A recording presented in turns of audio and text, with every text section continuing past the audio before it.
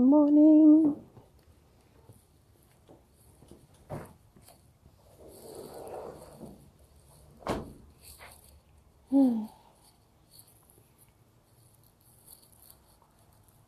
Hopefully somebody gets in this thing. Oh.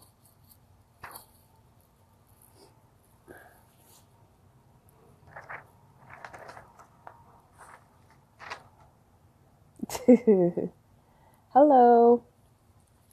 Oh, shit. Hi. I think this is an important video, so I wrote notes. So, hopefully y'all can hear me. How are y'all doing today?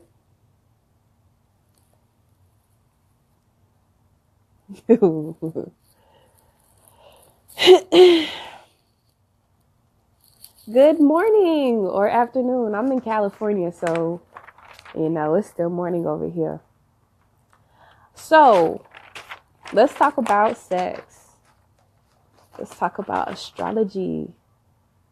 Thank you. Okay, so if you know how to read your natal chart, this is going to be really helpful for you. But if you don't, then I think you're going to have to brush up on those skills, because this is a little bit more than a beginner's guide. This is really like, I'm going to talk about aspects. I'm going to talk about angular houses. I'm going to talk about some things that maybe you're not going to understand if you really don't have a strong knowledge in astrology.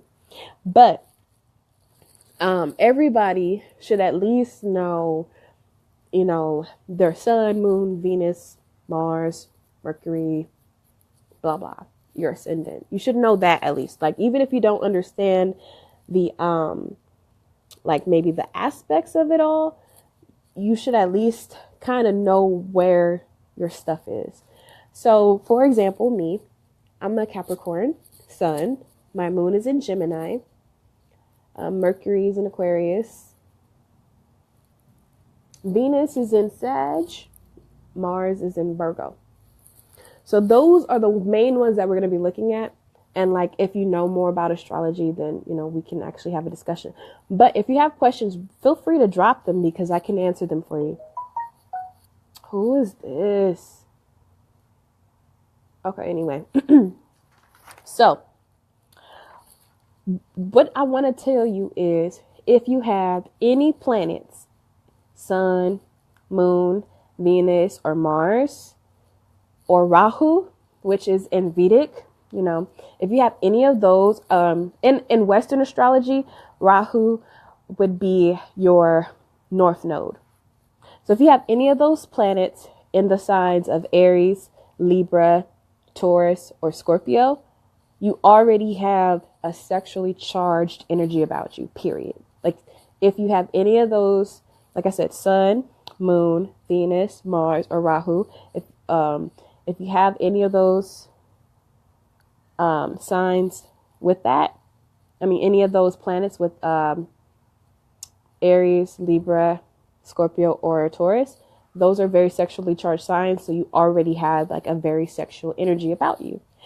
That is kind of like the basis. I'm not going to say that, being a Leo or an Aquarius or a Pisces, you're not sexual, but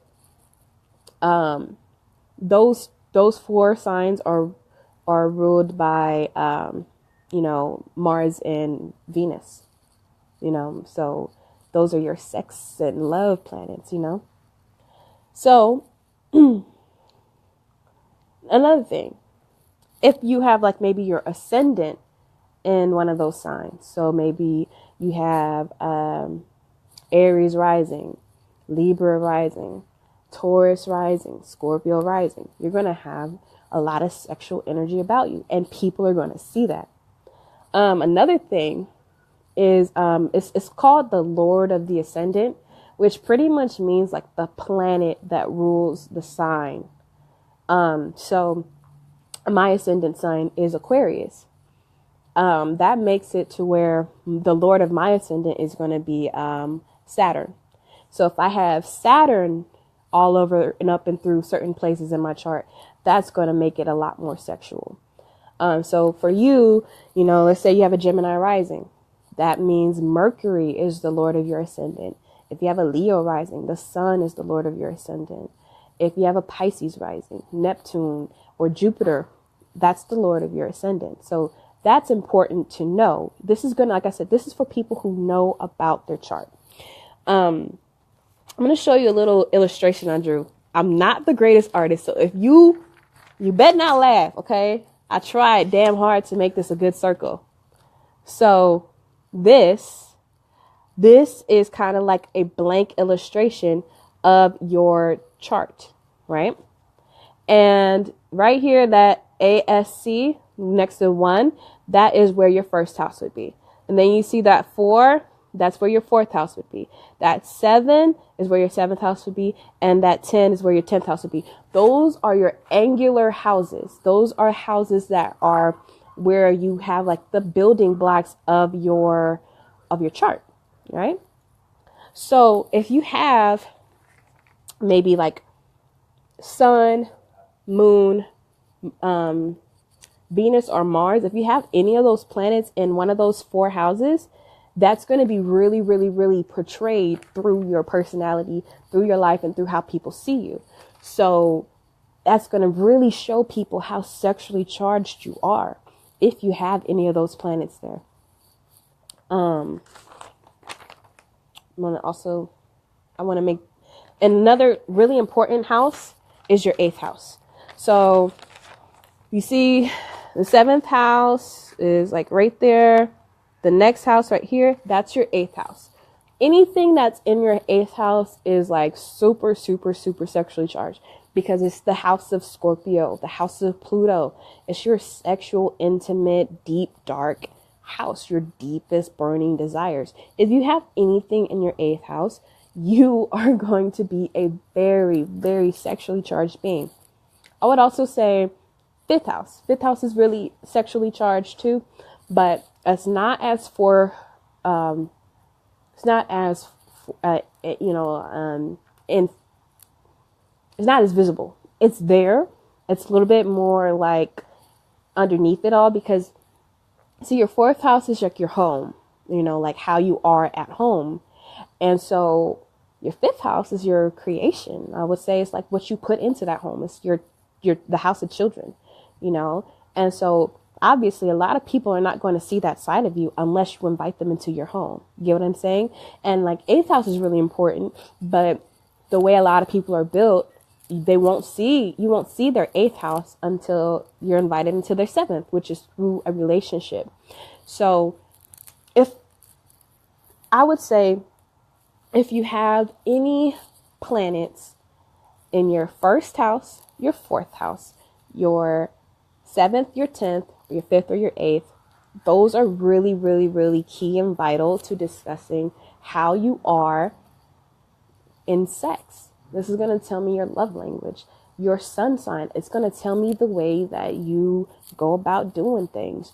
Your Mars is going to tell me how your raw passion, the way that you are in bed, that's going to show me how you are through your Mars. Your Venus is going to show me the way you make love. Are you tender about it? Your moon is going to show me the way you emote. What's your feeling behind it? Are you putting your feeling into it? Are you open and expressive about how you feel? That's really going to show me everything. I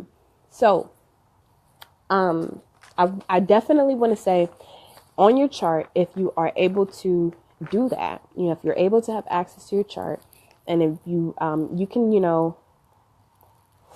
thank you. If you,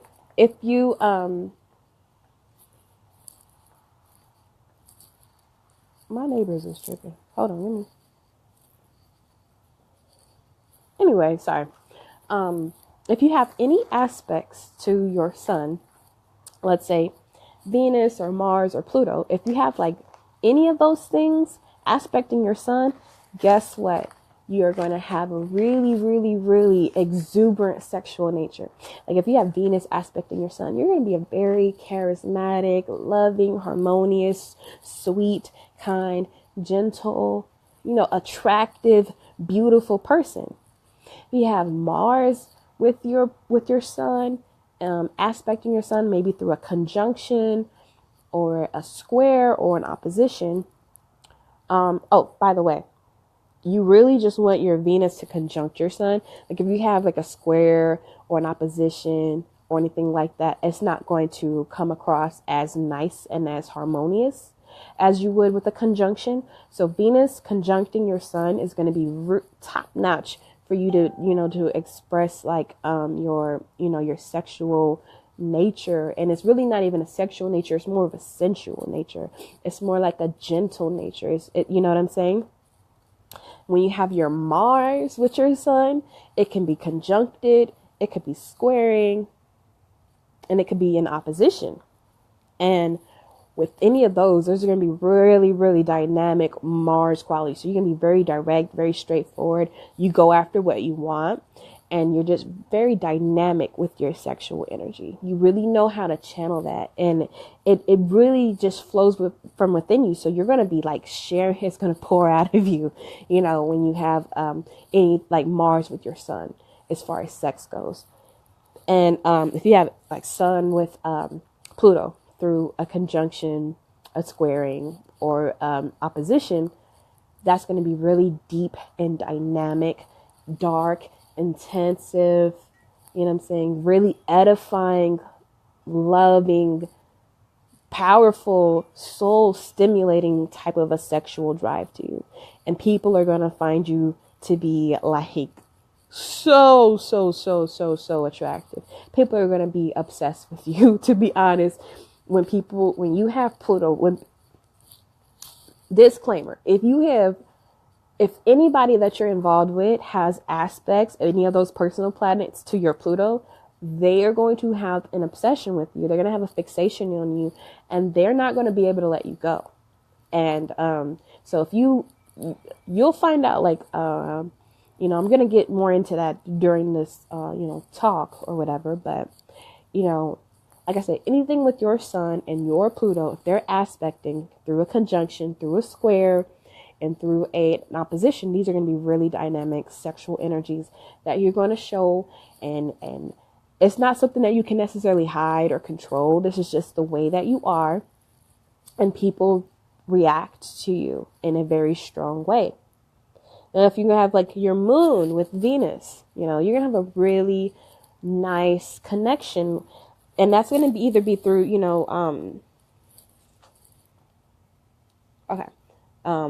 conjunction, squares, oppositions. Those are going to be like your trinity of aspects.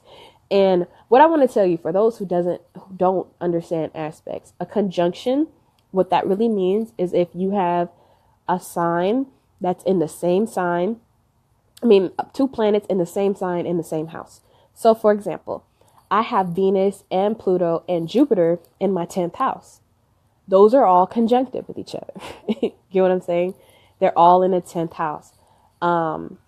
And I guess with Venus and Pluto being in an angular house, Venus and Pluto being in my 10th house, that is one of the, it gives a sexual vibe to me. But that's an example of a conjunction. Now, my Venus and Mars square each other.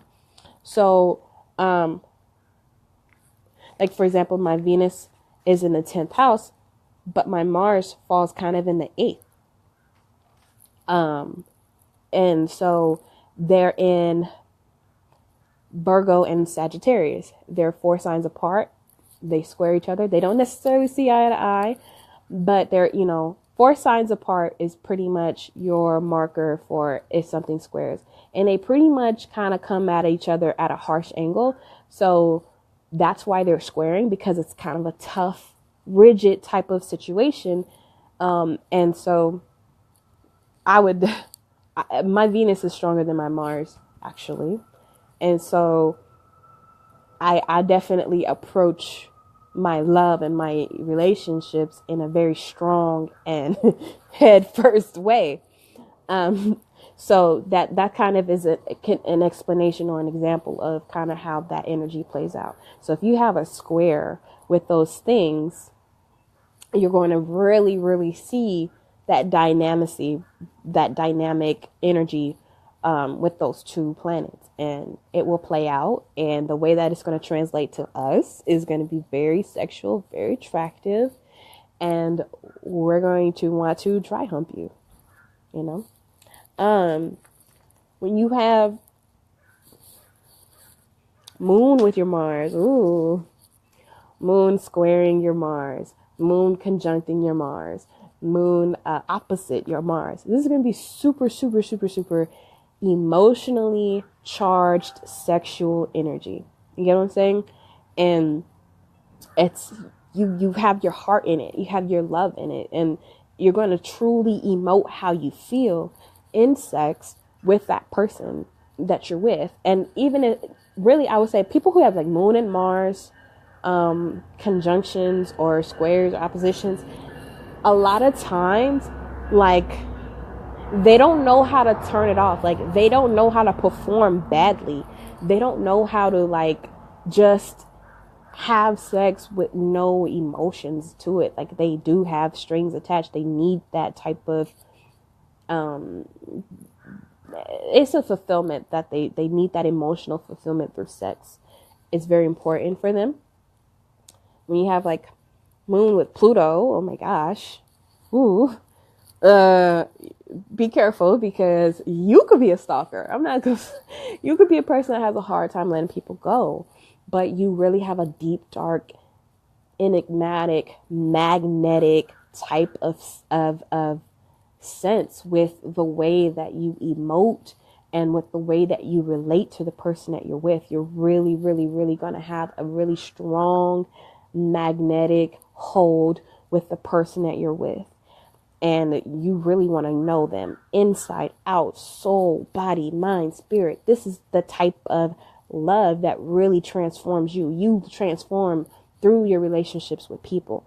And so one of the ways you do that is through sex, you know. And anybody that has this type of aspect, or anybody that has an aspect like that with you, this is going to be a very dynamic, very powerful, very explosive relationship. And to be honest, if you are with a person who has like they square your Pluto, you know, if it doesn't work out, you guys could never be friends, because it's so powerful and there's such strong feelings that you guys cannot go back to just being friends. Once you go that route, once you reach that level, any type of situation with Pluto, it's going to be extremely hard to just be friends. You know, Venus with Pluto. Okay. So Venus conjunct, squaring, or opposite Pluto. You're very sexually charged. And the way you do this is you kind of have a good way with manipulating your sensuality. You have a way of controlling another person with your sensuality. A person who has like very strong Venus and Pluto conjunctions in their chart, guess what? This person is going to be able to make people do what they want just by looking good. I know that sounds crazy, but it happens. And some people have that, and some people do that. You know, they really have a hold on other people, and they are able to climb that ladder, or they're really, you know, through being able to have that sexual energy about them. You know, and people give them what they want because of that. And they know how to make people give them what they want. I'm not going to toot my own horn, but my Venus is conjunct Pluto, and I do get what I want anytime I want it. Like, I'm not trying to toot my own horn, but it is life. That's the life that I live, and it's what I have, you know. So if you have any type of Venus and Pluto conjunction, you definitely can be a boss by just doing you, and the way that people react to you and the way people see you and the energy people intake from you, they comply. Now, Mars with Pluto, very dynamic, very explosive, very, very direct, intense, channeled and focused energy, sexual energy. This person is going to fuck your life up. if you have sex with them. They're going to find that one thing about you, that one spot, and they're going to twist it and mangle it and get you in a spot to where ain't nobody else gonna get you like they did, you know? And that's their thing. Like they have like this radar focus, able to find that one spot and just tap into it. And that's their goal, is to search and find whatever it is to make you tick. Whatever it is to make you fall weak for them in that bedroom. That's a very explosive place, because see, Scorpio already rules Mars. I mean, Mars already rules Scorpio. And then we add Pluto, which also rules Scorpio. That's like super intense, double sexual energy right there. Now, something that's real cool is going to be like your Rahu. Rahu with Western astrology is going to be your North Node. See, like my Rahu is Scorpio. So Rahu with my Pluto are conjunct, and they're in the 10th house. So it's like super amplified. And so when you have like a person that has this type of, you can find this on your chart. And you don't even need your time of birth for this. To find your Rahu, you can go on your astrology chart, and it's going to say something called North Node. Your Rahu is your North Node. Your Ketu is your South Node, which is your past life, and kind of like that the path and destiny that you're trying to inch toward in this life would be your Rahu. Now, the thing about Rahu is super, super, super charged, because it is basically a dragon without a body or a tail. So it's just the head of a dragon. And so everything it eats, it cannot get enough, because it's never getting filled. It has no way to contain all the food. So it just basically goes in their mouth and just out. There's no sustenance. They're insatiable. So anytime you have Rahu, North Node, and it's conjuncted with your sun, your moon, your Venus, your Mars, your Pluto, it's going to make you insatiable sexually, because you cannot contain it. It's never enough. But here's the thing. With Rahu, you definitely want it to only be a conjunction. Like, that's the way it's going to be the most dynamic. There's a fucking bee over here. Jesus. Oh, Jesus. Okay. Anyway. It's going to be the most dynamic when it's conjuncted. Because really, Rahu's not a planet. It's just kind of a point in the sky. So, there's really not too many ways that you can hit it without it being, a conjunction. I do want to say, if you have Venus or Mars with Pluto, you have a knack for attracting people who can be predators. You have a knack for attracting people who really want your energy and kind of have a fixation on you because of your dynamic energy. You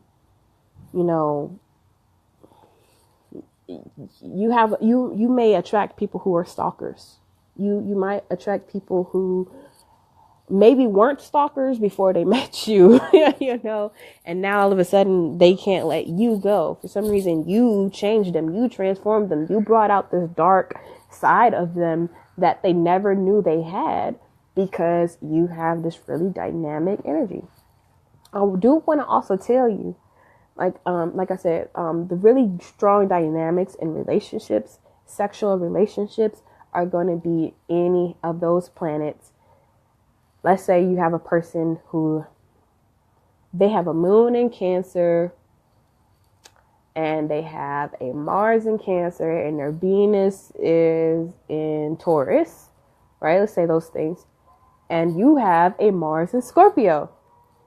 I mean, not a Mars in Scorpio. You have a Pluto in Scorpio. You are going to make this person batshit crazy over you. I'm going to tell you why. Because that Cancer moon is going to trine your Pluto, which means emotionally they're magnetically connected to you. They're attracted to you. They don't know why. They just want to tell you. They want to pour all their secrets into you. They want to know you. They want to merge souls with you. Their Venus is opposite your Pluto, which means that there's a crazy sort of possession over you. you bring out all the dark, crazy side of them. And then their Mars is also trining your Pluto. So sexually, you have this really strong magnetic hold on them, and you are able to make them feel a certain way in the bedroom that no one else has ever made them feel. Right?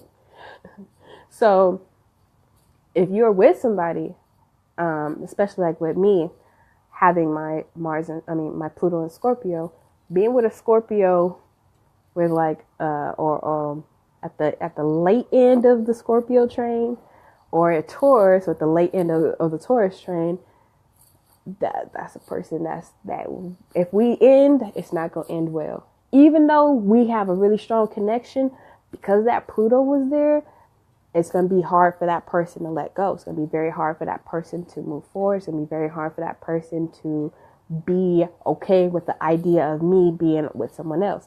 That's just a personal example.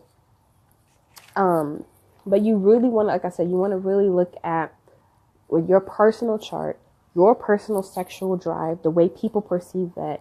You definitely want to see your ascendant, the Lord of your ascendant, which is like the planet that rules your ascendant. For example, like I say, Sagittarius rising, right? Jupiter is the Lord of that ascendant. Cancer rising, Moon is the Lord of that ascendant. So if you have any of those things, like let's say my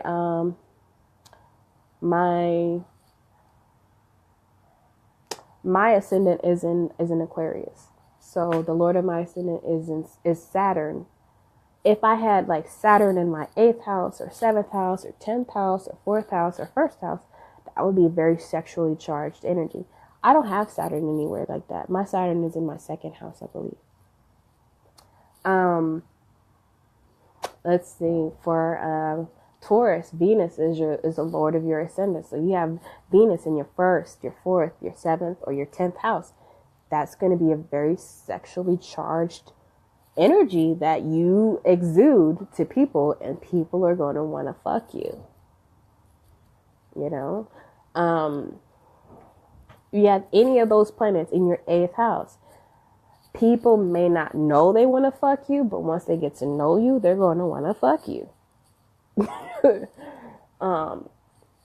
Anything with your Pluto, people are going to not only want to fuck you, they're going to want to lock you up, keep you in a room, and never let nobody else have you, because you're going to bring the crazy out of them, period. Mars in your 1st, 4th, 7th, 8th. You're going to be really sexually charged, and you're going to really show this expression in your daily life. And people, it's a power, really. It's really like the confidence that you exude. It's that knowledge that you are, and that you're not going to let anybody run over you. It's like, you know, that I would say Mars is like that manly testosterone shit, you know, and like whenever you see men really just being men, that shit gets you excited, and you know, you wanna, you see a guy like me going to the gym, I see guys working out, they sweating, all that testosterone and pheromones in the air, that shit is foreplay. So that's Mars. Like I see that as Mars. So when you have like all that energy on you and around you, and you just exuding that shit, people are going to be super, super, super, super, super sexually attracted to you, and they're not going to know why. And you could be really brash, you could be really direct, you could be like an asshole, but because you got that, and it's done in a particular way, it's going to rub people up the right way to make them want to fuck you. Venus is a lot more gentle. Venus is kind. Venus is, you know, sweet and loving and sensual. Venus, you got person with Moon and Venus, when they're having sex with you, they're going to be all up on you. They're going to rub on you. They're going to make you feel good. They're going to make you feel like the only one in this world. You know, they're going to touch you, lick you, feel you, everything. Because Venus is all 5 senses. They want to smell you. You know, these are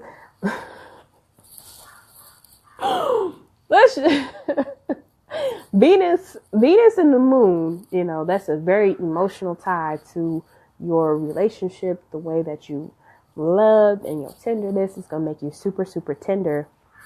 And so when you have person with Venus in there, Venus and Mars, for example, if you got Venus and Mars, you know how to channel that energy correctly, you know.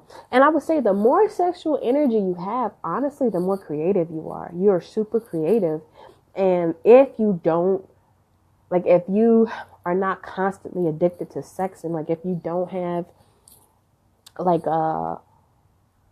an obsession with it, you can really channel that sexual energy into something that is a masterpiece, a work of art. A lot of the greatest artists in the world, a lot of the greatest creators in this world, the people who made the most beautiful things, a lot of them are super sexually charged. And when they weren't having sex, they channeled that energy to create something. So the more sexually charged you are, I will tell you, like, you need to like sit your ass down somewhere and create something, you know. And especially if you're going through a dry spell, if you're a sexually charged person and you're not able to get that out, you need to create that. You need to channel that. You need to create something out of that. But like I said, you got Aries, you got Libra, you got Taurus, you got Scorpio. These are signs that are super sexually charged. So if your sun is in any of those signs, your moon, your Venus, your Mars, your Rahu, or your Pluto, those are going to be really, really, really sexually charged signs that you have. And this is aspects of your life where you're going to be extremely potent with your sexuality, you know, and your sensuality. And like I said, like, Venus is sensuality. Mars is raw sex. When you have like moon, that's your emotions, you know, your temperance. And when you have like excuse me, maybe like a Rahu is just going to tell me that you're insatiable, that you're not able to be satisfied completely. You constantly have to have whatever it is. Wherever Rahu is at, that means that's what you want. You need it, you know, constantly. There's no way to fill you up. You know, you can go 3 times and still want some more. You know, you could fuck all day long one day, and the next day you wake up ready to go again. You know, and your partner might be tired. They might be sore. And you like, nah, man, I need some more. That's a person with a lot of Rahu in their chart.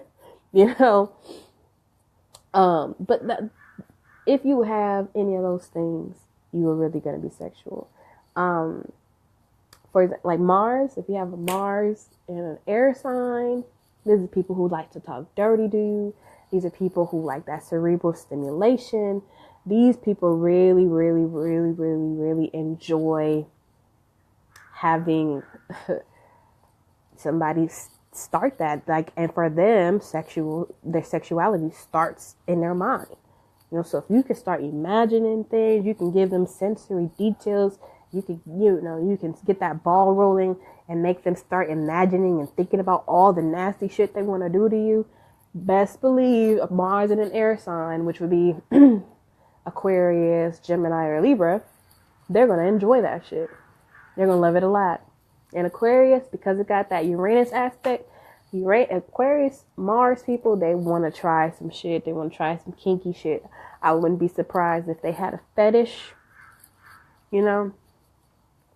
Gemini and Mars, they love to talk dirty. They love it when you talk dirty to them. Libra, Mars, they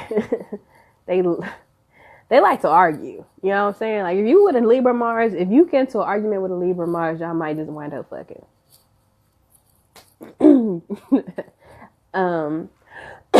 Excuse me. You got like a fire Mars. They like this. You get up and go, super passionate. Fire signs are going to be Aries, Leo, and Sag. They ignite real fast. They are passionate as hell. Rough, dirty, fast, hard, doggy style, face down, ass up. That's air. That's fire signs. Who's your daddy? Whose is it? This the best you ever had. You know, that's fire. Water signs, they really want to be all over you. They really want to encapsulate you in their arms, in their they want to touch all of you. They want to know all of you. They want to feel all of you. They're very gentle and loving and sweet and passionate, and it's not as like in your face as like a fire sign, but water signs are definitely a force to be reckoned with. Water signs would be your Cancer, your Scorpio, and your Pisces. They really, truly, really want to get to, they want to make you feel like you drowning in them, in all the energy that they have. They want to encompass you in everything that they have. And an earth sign, they take a little bit of time to warm up, but once they do, they're really people who could go passionate for a long time. Slow and steady, wins the race. These are people that, maybe like an Aries Mars. If you have like an Aries Mars woman, if she's on top of you, she's gonna like bounce on you real fast. Maybe like a Capricorn Mars woman, she's gonna grind on your shit, So it's difference, It just depends on what you like and how you like it. A Virgo Mars is gonna want to submit to you because they like to serve. Let me stop talking. But so yeah, that's how that works. Those types of Mars will definitely, those are the different types of Mars in each element. Venus in different elements, Fire, Venus signs are going to really be direct and straightforward about what they want. If they want you, you going to know. Okay. An air sign, Venus, same thing. They're going to talk to you. They going to flirt with you. They know how to get you to, they know how to get you with their words. An earth sign, Venus, is going to definitely show you through their actions. And a water sign, Venus, is going to show you through their emotions, through their touch, through their feel, through their sensory, ways. And so when you have any of those combinations of things, like for example, my Venus is in Sagittarius. I'm very direct. If I like you, If you have to question or guess if I like you, chances are I don't. But my what is that shit? Mars sign is an earth sign. So just because I like you, it don't mean I'm gonna fuck you. But if I do, I definitely have to have a level of comfortability with you first before we go that route. That Sag be wanting to just jump a person's bones. That Virgo be like, hold up. Let me think about this first. Does he have, does he have anything? Do he have kids that you don't know about? What if you fuck him and then you find out he married? Like that Virgo be making me think. So I thank the Lord for that, because otherwise I'd be wild up in these streets. But that's just an example of how that works. When you have any of those, if you have any signs that are very dynamic, that's going to be the way that you show it, through your Venus. You got a water Venus, you're going to be very gentle with your approach. You got a fire Venus, you're going to be in a motherfucker's face. You're going to let them know, look, I want you. Let's do this. Right. Hey, I want you. That's the fire Venus. Oh, please. Look, I'm going to just tell you, according to this shit and according to my astrology shit, I'm surprised that I don't have 15 kids by now, because I should, but I don't. So, it's not about me. It's about understanding and educating people through astrology. Astrology is really good with that. And you can even look at another person's chart and see if they have any of those things in it. And you can even see maybe why you are so attracted to them and why you want to fuck them so bad. Or, even with synastry, you can see how you guys affect each other when your energies combine. Yeah, so if you really need like a compatibility understanding, like really all you need to do is be able to read a chart. If you can read a chart, you can understand what to look for and how to know whether or not you're compatible. That's the first thing I do. Like if I like a person and they're attractive enough for me to want to have sex with them, I'm going to ask them all the pertinent details for their astrology birth chart. And I'm going to say, when is your birthday? Where were you born? What time were you born? And I'm going to look that shit up and I'm going to see whether or not that shit's going to be good. If it's not good, motherfucker, goodbye. Before we even get the clothes out, okay, I want to know if it's going to work. Because if it ain't going to work, I ain't going to waste nothing, okay? I ain't giving you nothing for free, okay? No. Yeah. So I definitely am a person that when I meet a person, I look at their chart and I look for shit like this, okay? These aspects, okay? The sun, the Mars, Venus, all that stuff. I look at that because it's important. Super, super, super important that we know what we're looking for, and if you're a person who has Rahu, like me, conjuncted with Pluto and all these other things, motherfucker, you really gonna need a person who has a compatibility with you, who can give you that satisfaction and who can make you feel good. Okay. They need to make you feel good. That's the truth of the matter. It's 2017. Let's stop lying to each other. Let's stop pretending that we satisfied when we not. Let's stop that. It's 2017. You know what I'm saying? I ain't doing that no more. But like I said, if anybody has any questions, first of all, I'm not going off a sun sign. I mean, I can. Like I said, Aries or Libra or Taurus or Scorpio. I can tell you already have a sexual nature about you, but that doesn't tell me anything else. I need to see the whole chart. I need to know where those planets fall in. I want to know what you got. Oh shit, what am I doing? Oh, my bad. I want to know what you got, where it's at, what it's doing, who it's touching, who it's friends with, who it's enemies with, and how all that energy plays out. That's a really big thing. So when you're looking at a chart, it's going to take you a little bit. But if you know how to read the chart, that's going to be a lot easier for you. Like I said, you want to look at aspects between your sun, moon, Mars, Venus, Rahu, and also another thing. If Mercury falls in your 8th house, you might be real good at dirty talking. You might be really good at being mentally stimulated, and you might really like it when a person talks dirty to you. And if a person who studies astrology sees that you have your Mars in the 8th house, and then they start talking dirty to you, and then you come, then what if they do? They just discover something about you that you didn't know about yourself. Because some people don't know some people don't do that. So it's just real. How do I find this information?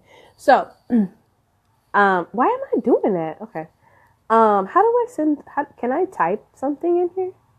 No, I can't.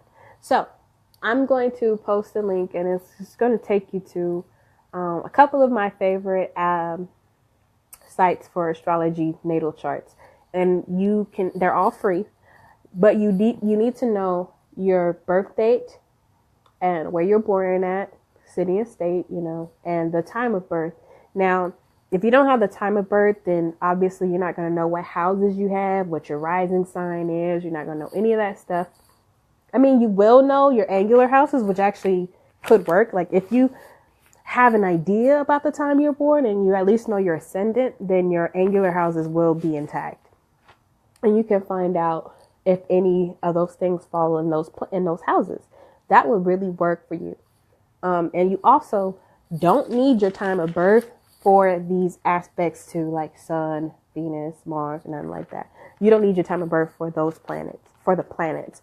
You do need your time of birth for your ascendant and your houses. If you can't do that, then part of it you won't be able to know until you do. But most birth certificates, if you were born at least, within the recent times of life, your birth certificate should say your time of birth on there. If not, maybe your mom knows. You got to ask her, see if she remembers, or at least can give you within an hour's time, or something to pinpoint it.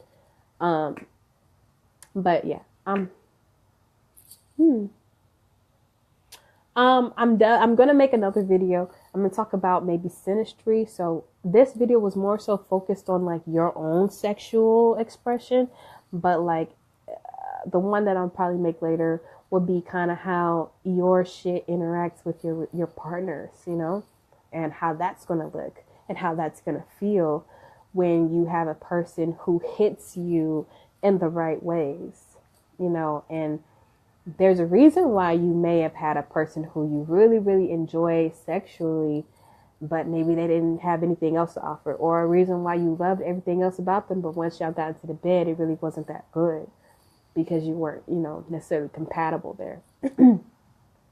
So, but this video was definitely about your own personal thing. So I want you guys to go in your natal charts and find this shit out. Once this video is done, you can go back and you can rewind and you can look at the things that I've mentioned. So that way, when you get your chart, you can see exactly what I'm talking about. And if you have any of those aspects with those planets, you're going to really be a person that is very sexually expressive. And people are going to like that about you, especially people who you fuck. So, I hope everybody is having a good day. I'm about to get off of this shit. I'm gonna do a follow-up post and kind of illustrate this so y'all can actually see what I'm talking about. And yeah, if you have any questions, you can inbox me. I actually do readings. And I can definitely talk to you about whatever it is that you really want me to find out in your chart. It doesn't even have to just be sex. It could be about your childhood, be about your mom, your relationship with mom. It could be about, if you have addiction in your family, or if you're struggling with addiction, I can try to even look at astrology and see how that will affect you. Usually I look at Neptune or Jupiter. A lot of times when I see Neptune with like Sun or Venus, Sun or Moon, I'll definitely see people who had a missing parent, or somehow the parent was not available mentally or emotionally or psychologically. And usually that's because Neptune is definitely playing a negative role in their chart. But anyway, that's just the idea. And like I said, I'm going to let everybody enjoy their day. Y'all have a good day, and peace out.